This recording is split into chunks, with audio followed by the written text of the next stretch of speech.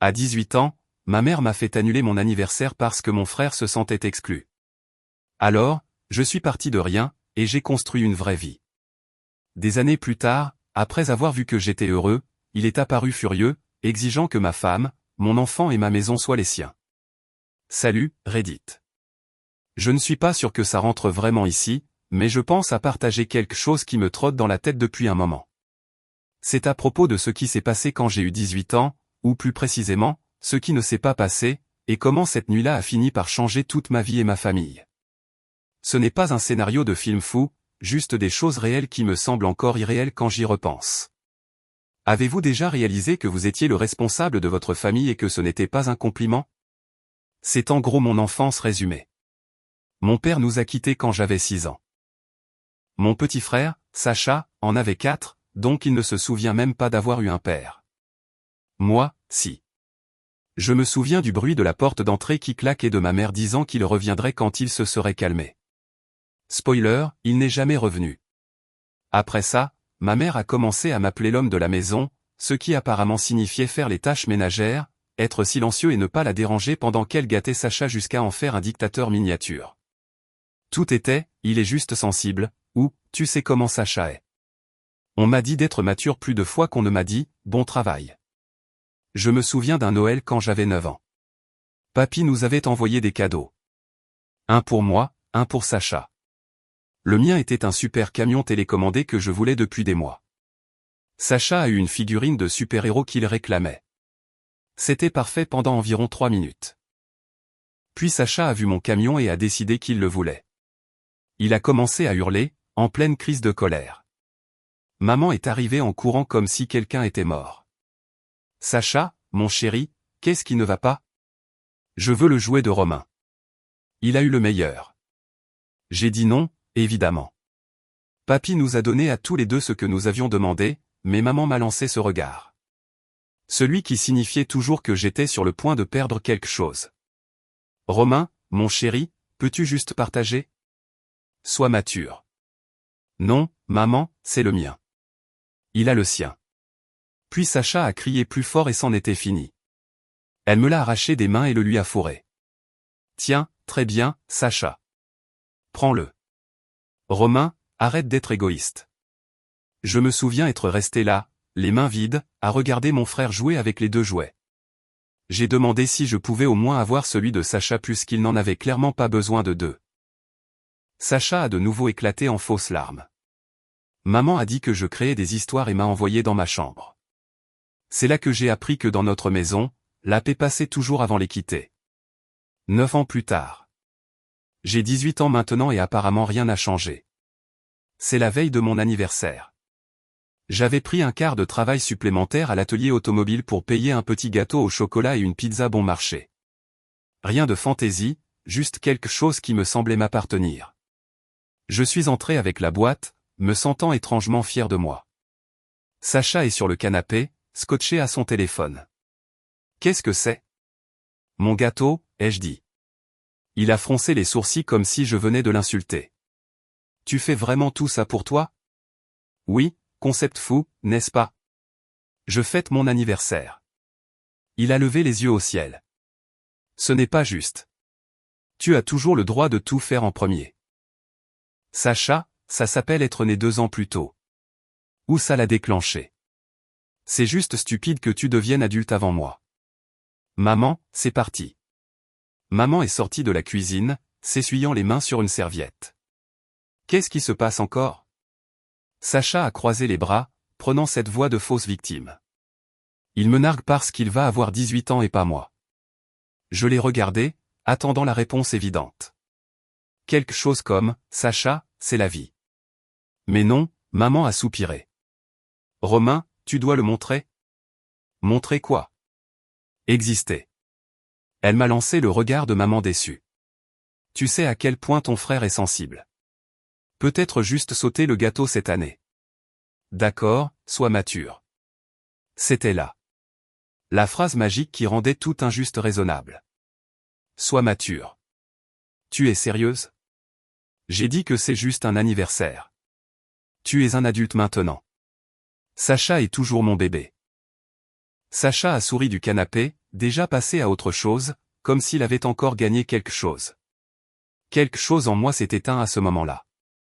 Je n'ai pas crié, je n'ai pas discuté, je suis juste resté là avec ce stupide gâteau dans les mains, réalisant que cela n'allait jamais changer. J'ai posé le gâteau sur le comptoir et suis allé dans ma chambre. Je n'ai pas claqué la porte. Je n'ai même pas soupiré. Dans ma chambre, je me suis assis sur le bord du lit et j'ai fixé la fissure au plafond que je traçais quand je ne pouvais pas dormir enfant. Je pouvais les entendre en bas. Sacha riant de nouveau. Maman discutant avec lui comme si rien ne s'était passé. Comme si elle n'avait pas juste dit à son fils aîné que son anniversaire n'avait pas d'importance. J'ai ouvert mon placard et j'ai regardé le vieux sac de sport sur l'étagère supérieure. Celui que j'avais utilisé lors de notre seul et unique voyage en famille il y a des années, avant le départ de papa. Je l'ai descendu, la poussière s'envolant comme si même lui avait abandonné cette maison. Je ne savais pas exactement où j'allais encore. Je savais juste que j'en avais marre de jouer le loser mature dans le cirque familial de quelqu'un d'autre. J'ai fait mes valises lentement. Des vêtements, quelques documents, de l'argent que j'avais économisé grâce à mon petit boulot. Quand j'ai fermé le sac, il ne semblait pas lourd. Il semblait être la liberté avec une poignée. En bas, les rires s'étaient transformés en bruit de la télévision. Je suis resté à ma porte un long moment à écouter. Puis je me suis murmuré, sois mature, n'est-ce pas, et j'ai souri. Cette nuit-là, je n'ai pas dormi. Je n'ai même pas essayé. J'ai juste attendu que la maison soit assez silencieuse pour disparaître. J'entendais Sacha ronfler depuis sa chambre. Ce sommeil lourd et odieux de quelqu'un qui n'a jamais eu de soucis de sa vie. La lumière de la chambre de maman s'est éteinte vers minuit, et c'était mon signal. Le sac de sport était posé sur le sol près de mon lit, à moitié ouvert avec l'essentiel, des vêtements, un peu d'argent, mon chargeur de téléphone. Partir n'était pas une question d'anniversaire. C'était juste le dernier coup de pouce après des années à être le personnage secondaire de ma propre histoire. Quand j'avais 13 ans, j'ai rejoint l'équipe de basket de l'école. Nous n'étions personne, mais d'une manière ou d'une autre, nous nous sommes hissés jusqu'au final départemental. J'ai joué comme si ma vie en dépendait. Peut-être que c'était le cas. Nous avons gagné. Et pour une fois, maman a vraiment eu l'air fière. Elle a même organisé une petite fête à la maison. Des ballons, des pizzas, tout le tralala.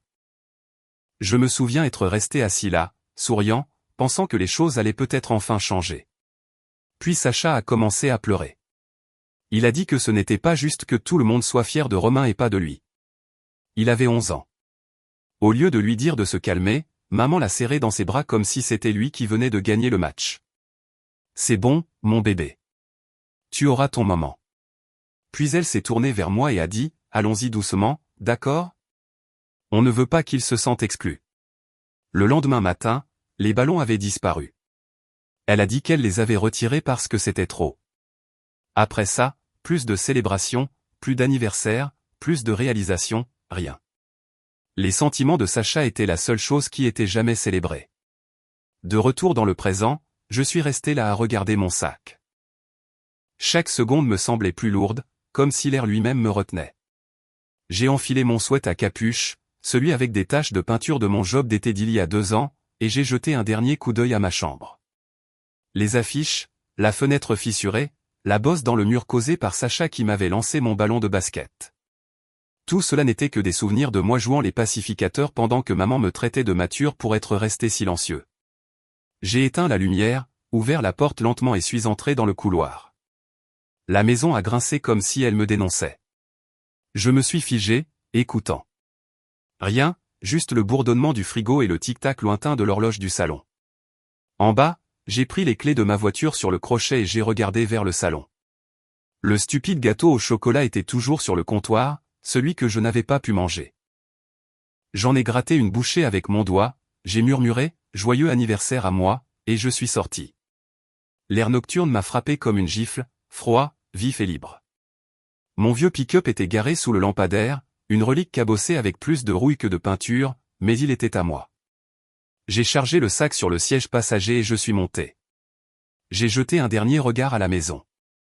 Cette même maison où j'avais passé 18 ans à jouer les seconds rôles. Toutes les lumières étaient éteintes. Personne ne venait m'arrêter. Je ne savais pas où j'allais, juste que n'importe quel autre endroit était mieux que là. J'ai conduit jusqu'à ce que le quartier se transforme en autoroute dégagée. Je ne me sentais pas triste, juste vide, comme si j'étais parti bien avant mon corps. Vers 3 heures du matin, je me suis garé sur le parking de la maison de mon ami, Marc. Il habitait de l'autre côté de la ville, le genre de gars qui disait toujours « Appelle-moi si tu as besoin d'un endroit ». Le genre que l'on ne pense jamais appeler réellement. Je lui ai envoyé un texto quand même. « Tu es réveillé ?» j'ai envoyé. « Il est 3 heures du matin, mec. Qu'est-ce qui se passe ?» Il a répondu « Je peux squatter chez toi un peu. La porte du garage est ouverte ? Le canapé est libre. » C'est pour ça qu'il était mon meilleur ami. Pas de questions, pas de jugement. Je me suis garé silencieusement, j'ai pris mon sac de sport et je suis entré par la porte latérale. Son chien a levé la tête, a donné un coup de queue paresseux et s'est rendormi. Le canapé était froid, mais il était à moi pour la nuit. Le lendemain matin, je me suis réveillé à l'odeur du bacon. La mère de Marc, la femme la plus gentille du monde, a juste souri quand elle m'a vu. « Bonjour, Romain. Tu as faim ?» J'ai hoché la tête, la voix cassée. « Oui, un peu. » Elle n'a pas demandé pourquoi j'étais là. Elle n'en avait pas besoin. Elle a juste glissé une assiette d'œufs et de toast devant moi comme si c'était la chose la plus normale du monde. Marc était assis en face de moi, les cheveux en bataille, bâillant. « Alors, tu l'as vraiment fait, hein ? » « Oui, » ai-je dit, mâchant lentement. « Je suppose que j'ai enfin grandi, » a-t-il souri. Il était temps. Pour la première fois depuis des années, j'ai ri. Pas par sarcasme, pas pour détourner, juste un vrai rire. C'était étrange, comme se souvenir d'une langue que j'avais oubliée. Il y avait de la culpabilité. Oui, mais il y avait aussi la paix. Personne ne me traitait d'égoïste pour exister. Personne ne me demandait d'être mature, juste le silence, la liberté, et un petit déjeuner qui avait vraiment le goût de m'appartenir. C'était le premier vrai repas de ma vie, et je ne l'avais même pas encore réalisé. Je suis resté sur le canapé de Marc pendant une semaine avant de trouver une chambre à louer chez l'un de ses proches. L'endroit était essentiellement un placard avec un lavabo qui goûtait et un matelas qui sentait légèrement le carton mouillé, mais il avait une porte qui fermait à clé, et c'était suffisant. Le jour, je remplissais des demandes d'emploi comme si c'était ma nouvelle religion. La plupart des endroits ne me rappelaient même pas. Finalement, un entrepôt du côté industriel de la ville a dit qu'ils avaient besoin d'un gars pour les quarts de nuit, pour déplacer des boîtes, charger des palettes, le travail de base habituel. Le salaire était minable, mais je n'ai pas hésité. Ils m'ont dit que je pouvais commencer la nuit suivante. Ce premier quart m'a presque tué. 12 heures de levage, de transport, d'empilage non-stop, transpirant sous les lumières fluorescentes bourdonnantes. L'air sentait l'huile et la poussière. Mes mains étaient brutes au moment où j'ai pointé. Mais quand le superviseur m'a tendu ce premier chèque froissé une semaine plus tard, même si ce n'était pas grand-chose, j'ai ressenti quelque chose que je n'avais jamais ressenti auparavant. De la fierté. Chaque euro était à moi. Personne ne pouvait le prendre ou me culpabiliser de l'avoir gagné. Les nuits se sont transformées en semaines. Ma chambre est devenue une routine. Nuits instantanées, douche froide, le bourdonnement du minivan qui ne fonctionnait qu'à mi-régime. Parfois, je fixais le plafond en pensant à quel point c'était étrangement paisible, même sans rien autour de moi. Pas de cris, pas de culpabilisation, pas de marche sur des œufs pour que Sacha ne pleure pas. Le seul bruit qui essayait de me ramener venait de mon téléphone. Maman appelait tous les jours au début. Je voyais son nom clignoter sur l'écran et sentais mon estomac se tordre. J'ai ignoré les premiers appels. Puis sont venus les messages vocaux. « Romain, ce n'est pas drôle. Tu as fait peur à ton frère. Je n'arrive pas à croire que tu abandonnes ta famille comme ça. Tu penses que tu es meilleur que nous maintenant ?» Le même script, un ton différent. Aucun d'eux ne demandait si j'allais bien. C'était tout à propos de la façon dont je les faisais se sentir. Finalement, les appels ont ralenti, puis se sont arrêtés. J'ai attendu quelques jours, m'attendant à un autre round de culpabilisation, mais le silence était tout ce que j'ai eu. C'est là que j'ai compris. Ils ne voulaient jamais vraiment que je sois là. Ils voulaient juste le contrôle. L'hiver est arrivé plus vite que prévu. Je n'avais pas de vrai manteau, alors j'ai superposé des sweats à capuche comme une armure et j'ai continué à travailler par temps froid.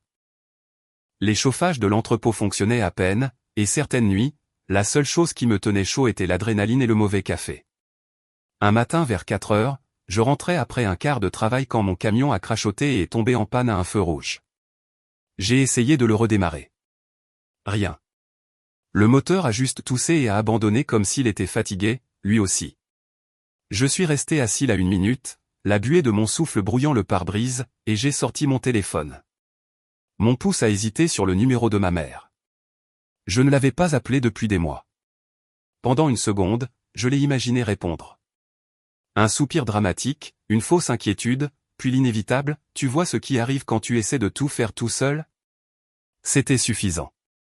J'ai laissé tomber mon téléphone sur le siège, je suis sorti et j'ai commencé à marcher 8 kilomètres dans l'air glacial. Mon souffle sortait en nuages, et le bout de mes doigts est devenu engourdi. Mes chaussures étaient trempées par la gadoue, et toutes les quelques minutes, je me disais que je m'arrêterais à la prochaine station-service, mais je ne l'ai pas fait. J'ai continué à marcher. Quelque part entre le 2e et le 3e kilomètre, ma colère s'est transformée en concentration.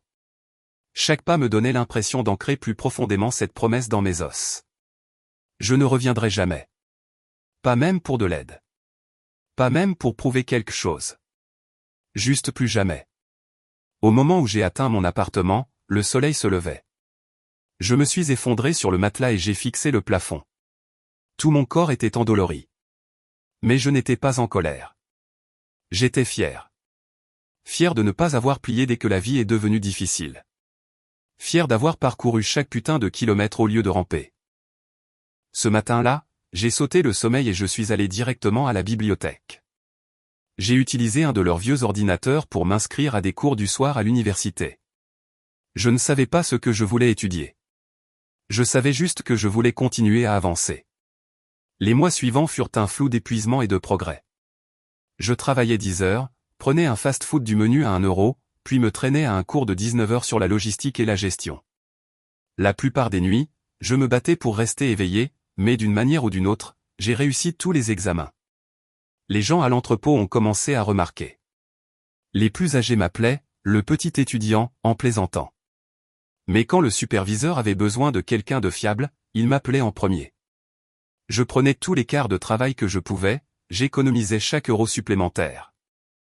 Les week-ends, je réparais moi-même le camion en utilisant des pièces de la casse. Ce n'était pas joli, mais il roulait de nouveau, tout comme moi. Parfois, je me rendais dans l'ancien quartier la nuit, me garais à quelques pâtés de maison, et je restais là. Je ne m'approchais jamais assez pour qu'il me voie, mais je regardais les lumières de la maison. La chambre de Sacha toujours allumée tard comme d'habitude. L'ombre de ma mère se déplaçant dans la cuisine. Rien n'avait changé. Je me souviens avoir pensé à quel point c'était étrange que l'endroit qui me semblait autrefois une cage paraisse si petit de l'extérieur. Quelques mois plus tard, j'ai été promu chef d'équipe. Le salaire n'était pas incroyable, mais il était stable. Pour la première fois de ma vie, je pouvais me permettre plus que des nouilles. J'ai même acheté une vraie veste. Pas chère, mais chaude. Chaque jour de paie, je pliais le chèque en deux et le fixais 1 seconde avant de l'encaisser. Non pas parce que c'était beaucoup, mais parce que c'était la preuve que j'avais survécu sans eux. Pas d'appel, pas de « sois mature », pas de Sacha criant en arrière-plan, juste moi. Et c'était suffisant. 7 ans plus tard, cette phrase me traversait encore l'esprit parfois quand je me garais devant ma nouvelle maison après un long quart de travail. La maison n'était pas grande. 2 chambres, une salle de bain, une allée fissurée. Mais elle était à moi. Chaque carreau, chaque clou, chaque goutte de sueur qu'il avait construite portait mon nom. J'avais 25 ans maintenant, superviseur d'entrepôt. Oui, le même endroit où j'avais commencé comme jeune recrue à empiler des cartons, sauf que maintenant, c'était moi qui donnais des ordres et corrigeais les erreurs des autres. Le salaire n'était pas bouleversant, mais il était solide. J'avais des économies, une assurance maladie et un frigo plein de nourriture qui ne venait pas d'un menu à 1 euro. La plupart des nuits, quand je me garais devant cette allée et que je voyais la lumière du Porsche allumée, je souriais. Claire la laissait toujours allumée pour moi. Elle disait que ça rendait l'endroit chaleureux, comme à la maison. C'était le genre de femme qui ne se souciait pas des choses fantaisistes, juste des efforts. Elle m'a rencontré quand je prenais des cours du soir, jonglais avec les quarts de travail, à moitié mort de fatigue, et elle a décidé que je valais la peine d'être soutenu. Nous nous sommes mariés quand j'avais 21 ans au tribunal avec 2 témoins et pas de drame. Pas de famille, juste nous. 1 an plus tard, Ellie est né, notre fils. Il lui ressemblait, mais avait mon entêtement, ce qui est à la fois adorable et terrifiant. Je restais assis là certaines nuits à les regarder, Claire berçant Ellie pour qu'il s'endorme, et je pensais, personne ne peut me prendre ça maintenant. Ce n'était pas de la chance. C'était mérité. Construit à partir de rien d'autre que mes 2 mains et la décision de laisser derrière moi tout ce qui m'avait brisé. Maintenant, Ellie avait presque 4 ans. Toute son énergie et ses questions, et d'une certaine manière, il était déjà meilleur pour construire des choses que moi à son âge. Puis, un après-midi au hasard, mon téléphone a sonné. Numéro inconnu. Normalement, j'ignore ces appels, mais quelque chose m'a dit de répondre. Romain, a dit une voix familière, c'est ton grand-père. J'ai figé. Je n'avais pas entendu cette voix depuis des années. Il semblait plus âgé, plus doux. Salut, ai-je dit prudemment. Je ne m'attendais pas à te parler. Il a ri. Je ne m'attendais pas à appeler, pour être honnête. Je voulais juste savoir comment tu allais, fiston. Je vais bien. Très bien, en fait. Il y a eu une pause. Tu as fait la bonne chose, tu sais, en partant. Ça m'a pris au dépourvu. Oui. Oui. J'ai dit à ta mère il y a des années que gâter Sacha le ruinerait. Elle n'a pas écouté. Je l'ai même averti après le départ de ton père que faire de toi l'homme de la maison n'était pas juste. Tu étais un enfant. Mais elle ne m'a jamais écouté. Trop occupée à protéger Sacha du monde. Je me suis penché en arrière sur ma chaise, regardant par la fenêtre le jardin que j'avais tondu la veille. J'ai toujours pensé que j'étais fou de partir. Tu n'étais pas fou, a-t-il dit. Tu survivais. Cette phrase m'a frappé. Survivre. C'est exactement ce que c'était. Il a soupiré. Je n'appelle pas pour traîner qui que ce soit dans la boue. Je voulais juste m'assurer que tu allais bien. J'ai entendu des bribes. Ta mère a dit que tu allais bien, mais elle ne parle pas beaucoup de toi. Je vais bien, papy, ai-je dit, souriant légèrement. J'ai une famille maintenant. Un fils. Il a laissé échapper un rire chaleureux. Un garçon, hein. Je parie qu'il est déjà plus intelligent que nous tous. On y travaille. Je suis fier de toi, Romain. Tu as brisé le cycle. Ce n'est pas facile. Nous avons parlé encore 10 minutes. Principalement des petites choses. Le temps, le travail, ses genoux qui étaient foutus, mais son jardin prospérait. Quand nous avons raccroché, je suis resté assis là à fixer mon téléphone un moment. C'était étrange. La première fois depuis des années que quelqu'un de ma famille me contactait sans jugement ni culpabilité. Cela n'a rien arrangé, mais ça faisait du bien. Cette nuit-là, quand Claire est rentrée à la maison, elle avait ce regard qui laissait deviner qu'elle préparait quelque chose. Et, dit-elle, mais quelque chose de correct. Je t'emmène. J'ai levé un sourcil. Où ça? La station-service chic au bout de la rue? Elle a souri. Non, génie. Un vrai restaurant. Tu le mérites. J'ai failli dire non. Je déteste manger au restaurant, mais elle m'a lancé ce regard et j'ai cédé. Nous nous sommes habillés, avons déposé Ellie chez sa sœur et sommes allés en ville. Le restaurant était un de ces endroits agréables mais pas prétentieux. Lumière tamisée, jazz en fond, serveur avec de faux sourires. Claire était magnifique, et j'étais juste heureux de m'asseoir avec elle loin du bruit du travail. Puis, à mi-chemin de notre repas, j'ai entendu un rire qui m'a tordu l'estomac. Ce rire aigu et forcé avec lequel j'avais grandi. Celui de maman. J'ai levé les yeux et, bien sûr, 2 tables plus loin, ils étaient là. Maman et Sacha. Sacha avait l'air à peu près le même, plus âgé, plus grand, mais avec le même visage suffisant qui me rendait fou. Maman était habillée comme si elle auditionnait pour une publicité de crise de la quarantaine, sirotant du vin et acquiesçant tandis que Sacha parlait de quelque chose avec animation. Claire a suivi mon regard. Ça va? J'ai hoché la tête lentement. Oui, je ne m'attendais juste pas à croiser de vieux fantômes ce soir. Maman ne m'avait pas encore vu. Sacha était trop occupé à faire défiler son téléphone, se plaignant probablement de la dureté de sa journée. Pendant une seconde, j'ai envisagé de faire semblant de ne pas les voir, de juste finir le dîner, de partir et de ne plus jamais y penser. Mais une partie de moi, la partie qui a passé 18 ans à avaler chaque insulte, chaque anniversaire ignoré, chaque, soit mature, forcé, voulait être vue. J'ai regardé Claire et j'ai dit, ne partons pas tout de suite. Parce que parfois, on ne planifie pas de vengeance. On s'assoit juste et on laisse le destin la servir à la table d'accent grave côté. Claire a dû sentir que je ne bougeais pas. Elle a cherché ma main sous la table et l'a serrée. Le genre de geste qui disait, quoi qu'il arrive, je suis avec toi.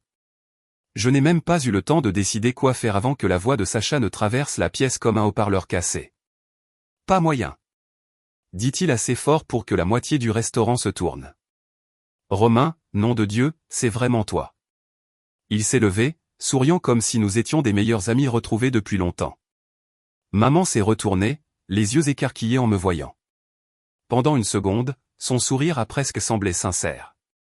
Puis elle a jeté un coup d'œil à Claire, aux beaux vêtements, aux bagues à nos doigts, et ce mélange familier de surprise et de culpabilité a traversé son visage. Sacha s'est approché avant que je puisse réagir. Waouh, mec. Regarde-toi. Marié, restaurant chic. Ça doit être sympa. Je me suis penché en arrière sur ma chaise. Salut, Sacha, tu es toujours en vie. C'est cool.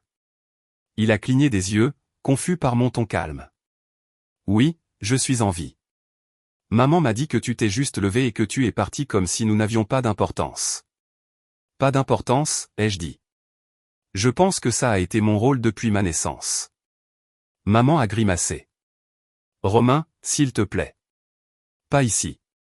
Sacha l'a interrompu. Tu nous as abandonnés. J'ai dû grandir sans mon frère parce que tu ne pouvais pas faire partie d'une famille. J'ai laissé échapper un petit rire. Pas méchant, juste fatigué. Sacha, tu avais 16 ans quand je suis parti. Tu n'avais pas besoin d'un frère.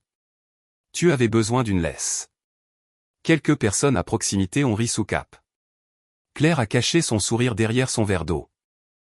Maman a sifflé. Ne commence pas, Romain. Non, maman, ai-je dit, me penchant en avant. Parlons sérieusement puisqu'apparemment je suis le méchant ici. Parlons de toutes les fois où on m'a dit d'être mature pendant que Sacha obtenait tout ce qu'il réclamait en pleurant. Mon anniversaire annulé parce qu'il était jaloux. Ma victoire au basket. Tu as fait comme si elle n'existait pas parce qu'il a fait une crise. Tu as appelé ça élever. Moi, j'ai appelé ça survivre. Le visage de Sacha est devenu rouge. Tu penses que tu es meilleur que nous maintenant avec ton petit boulot et ta petite famille. Je ne pense pas que je sois meilleur, ai-je dit calmement. J'ai juste appris à vivre sans m'attendre à les quitter. Il a ri, mais son rire était tremblant. Tu penses que tu peux juste t'enfuir et en être récompensé? Drôle, ai-je dit. Tu penses que tu peux rester sur le canapé de ta mère pendant 20 ans et en être récompensé? Ça a fait mouche, sa mâchoire s'est contractée. La table à côté de nous était devenue complètement silencieuse. Puis Sacha s'est penché en avant, les yeux fous. Je veux ce que tu as, a-t-il dit, la voix montant. Tu ne le mérites pas. Je veux ta vie. La femme, l'enfant, la maison, tout ça aurait dû être à moi. Il s'est penché vers Claire. Tu ne veux pas rester avec ce loser. Viens avec moi.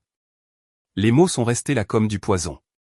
Même maman a semblé stupéfaite. La main de Claire s'est figée en l'air. Tout le restaurant est devenu silencieux à l'exception du léger bourdonnement de la musique d'ambiance. Je me suis levé lentement, ma chaise raclant le sol. Tu veux ma vie, Sacha, ai-je demandé doucement. Il avait l'air suffisant, pensant que j'allais reculer. Oui, pourquoi devrais-tu l'avoir? Tu es parti. Tu ne mérites pas la bonne fin. C'est à ce moment-là que quelque chose en moi a cédé. Pas de colère, juste une finalité. Je l'ai attrapé par le col et l'ai tiré assez près pour qu'il voie à quel point mon visage était calme. Écoute-moi, Sacha. Tu ne mérites rien parce que tu ne construis rien. Tu te plains, tu prends, tu fais des caprices, et tu t'attends à ce que le monde se plie. Tu n'es pas une victime. Tu es juste paresseux.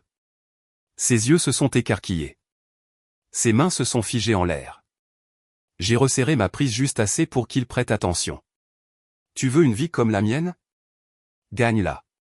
Arrête d'être un enfant roi. Arrête de blâmer tout le monde. Et pour une fois dans ta vie, agis comme si tu avais plus de 12 ans, Sacha.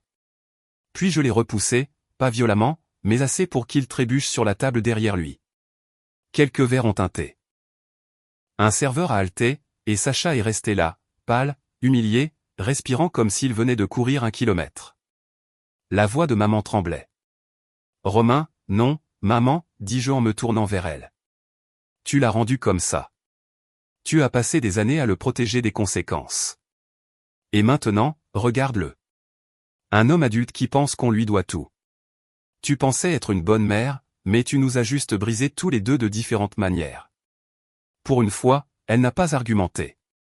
Elle a juste baissé le regard, les mains tremblantes, les yeux brillants. Peut-être qu'elle le voyait enfin. Non pas les cris, non pas le drame, juste la vérité, là, assise entre nous. Sacha a marmonné quelque chose sous son souffle, puis s'est retourné et est sorti, les épaules courbées, de la même manière qu'il avait l'habitude de se dandiner après avoir perdu un jouet quand il était enfant. Certaines choses ne changent jamais. Maman s'est rasseoir à sa table, silencieuse. Après un long silence, elle a fouillé dans son sac et a sorti un petit morceau de papier plié.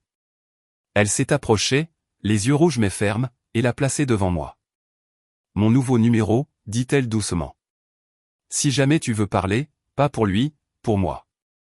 Je l'ai fixé une seconde, puis j'ai hoché la tête une fois. Prends soin de toi, maman. Elle a esquissé un faible sourire et est retournée à sa place, fixant la table comme si elle essayait de ne plus voir tout ce qui venait de se passer. Claire s'est penchée sur la table, sa voix basse. Ça va? J'ai expiré. Oui, en fait, oui. Nous avons payé l'addition et sommes sortis. Alors que la porte se refermait derrière nous, j'ai jeté un dernier coup d'œil à travers la vitre. Maman était toujours assise là, fixant la chaise vide en face d'elle. Pour une fois, je ne me sentais pas coupable. Je me sentais libre. Non pas parce que je les avais embarrassés, mais parce que je ne les avais pas laissés réécrire l'histoire. L'air nocturne semblait plus froid qu'avant, mais pur. Claire a glissé sa main dans la mienne. Alors, dit-elle avec un sourire. Tu penses toujours que sortir était une mauvaise idée. J'ai souri. Oui, une nuit totalement affreuse. Elle a ri et nous avons marché jusqu'à la voiture, laissant les fantômes là où ils devaient être. Les semaines suivantes, la vie a repris son cours normal, ou aussi normal que possible après un drame familial public. Je n'ai pas beaucoup pensé à cette nuit-là, du moins pas pendant la journée.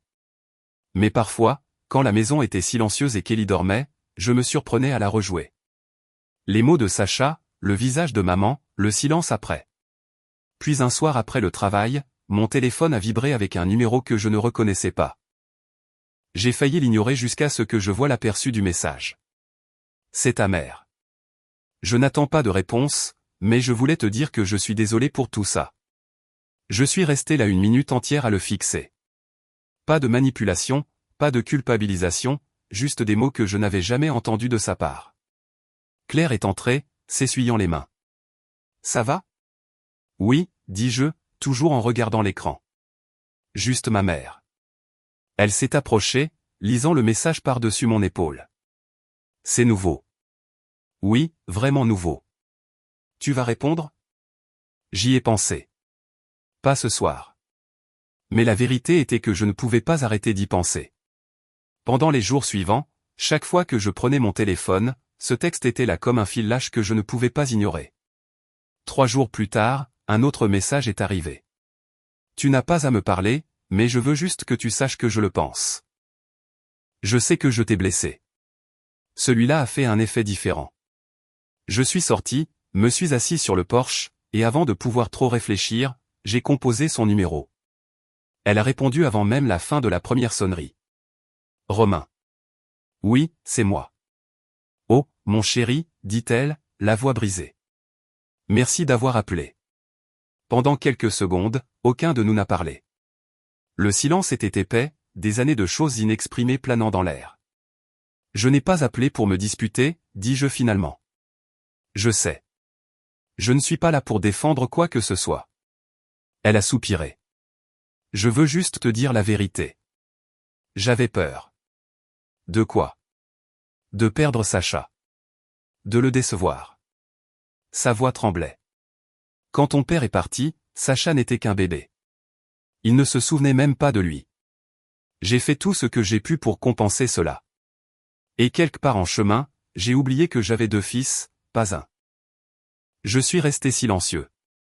Je me suis dit que tu étais fort, continua-t-elle, que tu n'avais pas besoin d'autant d'attention, que tu irais bien quoi que je fasse, et ce n'était pas juste. Je t'ai fait porter tout pour que Sacha n'ait rien à porter. Je me suis penché en arrière contre la balustrade du porche, fixant le coucher de soleil. Tu savais ce que tu faisais, pourtant. Tu le voyais. Oui, admit-elle, et je me suis convaincu que c'était de l'amour. Que le protéger, c'était de l'amour, mais je ne protégeais personne. Je faisais juste de la culpabilité. Ça m'a frappé plus fort que prévu. Je ne peux pas changer ça, dit-elle doucement. J'espère juste qu'un jour tu pourras me laisser essayer de faire mieux. C'était étrange de l'entendre parler comme ça. Pas d'excuses, pas de détournement, juste de l'honnêteté. Pour la première fois de ma vie, elle ne me parlait pas. Elle me parlait. Je ne sais pas ce que je ressens à propos de tout ça, dis-je honnêtement. Mais merci de l'avoir dit. C'est suffisant pour moi pour l'instant. Nous avons raccroché peu après, tous deux un peu mal à l'aise, comme si aucun de nous ne savait comment mettre fin à une conversation normale. Une semaine plus tard, elle a de nouveau envoyé un message. On peut se voir? Juste pour parler. J'aimerais te voir. Pas d'attente. Une partie de moi voulait le supprimer, faire comme s'il n'était jamais venu.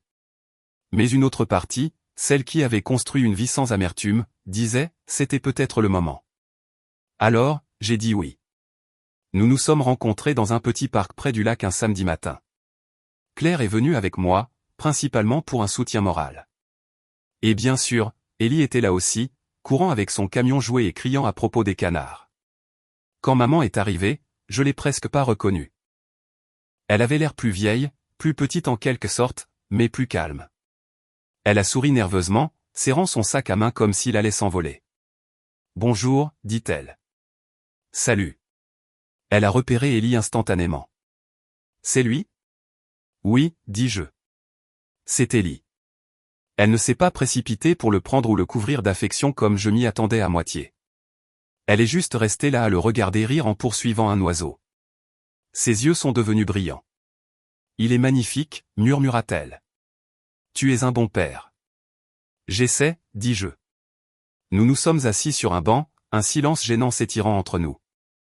Claire s'est éloignée avec Ellie, nous laissant de l'espace. « J'ai beaucoup pensé à ce moment », dit maman après un moment. « Ce que je dirais ? Comment tu réagirais, mais je crois que je veux juste m'asseoir ici un peu. » « C'est bien », elle a hoché la tête, expirant lentement. « Quand je t'ai vu au restaurant, j'ai réalisé quelque chose. Sacha n'est pas le seul que j'ai déçu. Je me suis déçu moi-même aussi. J'ai passé tellement de temps à essayer de réparer ce que ton père avait brisé que je n'ai pas remarqué que je te brisais. Je ne savais pas quoi dire à ça. » Nous nous sommes à nouveau assis en silence. Ellie est arrivée en courant, tenant une feuille comme si c'était de l'or. « Papa, regarde. » J'ai souri, je l'ai pris de lui et j'ai ébouriffé ses cheveux. « C'est une belle, mon grand. » Maman nous a regardés, son expression douce mais lourde. « Tu es vraiment heureux, n'est-ce pas ? » « Oui, dis-je. Je le suis. » Elle a souri faiblement. « Ça me rend heureuse aussi. » Nous ne nous sommes pas serrés dans les bras. Nous n'avons pas pleuré. Quand il a été temps de partir, elle a juste dit « Merci de m'avoir laissé te voir. » J'ai hoché la tête. « Prends soin de toi, maman. » Alors que j'attachais Ellie dans son siège auto, je l'ai surprise à nous regarder depuis le banc, les mains jointes, les épaules tremblantes un peu. En rentrant, Claire m'a demandé doucement « Comment te sens-tu » J'ai réfléchi un long moment. Plus léger, ai-je dit finalement. Pas réparé. Juste plus léger, elle a souri. C'est un début. Et peut-être que c'en était un. Pour la première fois, je ne me sentais pas en colère. Je ne me sentais pas redevable. Je ne me sentais pas comme cet enfant à qui on avait volé son cadeau de Noël. Je me sentais juste libéré du poids. Ce sentiment n'a pas disparu. Il a grandi au cours de l'année suivante.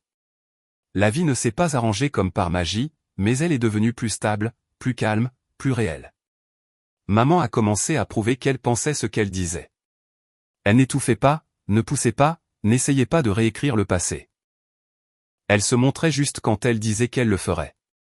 Parfois, elle envoyait un message en pensant à Ellie, ou demandait si elle pouvait passer déposer quelque chose de petit, un livre pour enfants ou des biscuits qu'elle avait fait. Elle m'a dit qu'elle avait commencé une thérapie, et je l'ai cru. Elle ne s'en est jamais vantée, ne l'a jamais utilisée comme une arme pour prouver qu'elle était meilleure. Elle a juste parlé comme un être humain pour une fois. Et quand elle venait, elle suivait toutes les règles que nous avions établies. Pas de culpabilisation, pas de mention de Sacha à moins que je ne le demande. Pendant ce temps, Sacha, eh bien, son monde n'a pas aussi bien tourné. Papy m'a appelé une fois et m'a dit qu'il était retourné vivre avec maman pendant un certain temps. Il a brûlé les emplois comme des serviettes. Il a été viré 2 fois, s'est disputé avec des voisins, pensait toujours que tout le monde était contre lui. Je n'ai pas ressenti de joie en l'entendant. Juste une confirmation silencieuse. J'avais eu raison de partir. Certaines personnes ne grandissent jamais tant qu'elles n'ont plus de complices. Maman a finalement réussi à le faire déménager de nouveau. Elle a dit qu'elle ne pouvait pas continuer à nettoyer ses bêtises. L'entendre dire cela m'a semblé surréaliste, comme si elle avait enfin vu le désordre qu'elle avait contribué à créer. Quelques mois plus tard, elle est venue au 5e anniversaire d'Ellie. Elle n'a pas essayé de jouer la grand-mère de l'année. Elle est restée en arrière-plan, a pris des photos, a ri de ses mouvements de danse maladroits, et lui a remis une petite boîte enveloppée dans du papier craft. À l'intérieur se trouvait un petit camion en bois, sculpté à la main, peint en bleu. Je l'ai fait moi-même, dit-elle. J'ai pensé qu'il aimerait peut-être quelque chose de simple. Ellie l'a serré comme un trésor. Merci, mamie. Le mot l'a surprise. Ses yeux se sont embués, mais elle n'a pas dramatisé. Elle a juste souri et a murmuré, de rien, mon chéri. Ce soir-là, après le départ de tout le monde, je me suis assis dehors pendant que Claire nettoyait les dernières assiettes de gâteau. La cour était silencieuse à l'exception du rire d'Ellie à l'intérieur. Probablement encore en train de jouer avec ce camion en bois. J'ai pensé à tout. Ce Noël il y a des années, le trophée de basket que je n'ai jamais pu célébrer. La nuit où je suis parti avec rien d'autre qu'un sac de sport et un cœur têtu. Tout cela a mené ici. Claire est sortie, s'est assise à côté de moi, a posé sa tête sur mon épaule. Il a eu un bon anniversaire, dit-elle. Oui, dis-je. Il l'a eu. Maman n'était pas parfaite, mais elle essayait. Et Sacha, peut-être qu'un jour il en aurait marre de tout casser et commencerait à construire. Quoi qu'il en soit, ce n'était pas mon travail de le sauver. Cette vie, la petite maison, les rires, le calme, c'était à moi, gagné, non hérité. Alors que je me levais pour rentrer, j'ai regardé Claire et j'ai dit, tu sais, je ne suis pas parti pour leur faire du mal. Elle a souri doucement. Je sais. J'ai regardé par la fenêtre où Ellie agitait son camion joué en l'air comme un trophée. Je suis parti pour vivre, ai-je dit. Et je l'ai fait. YouTube vient de lancer cette nouvelle fonctionnalité.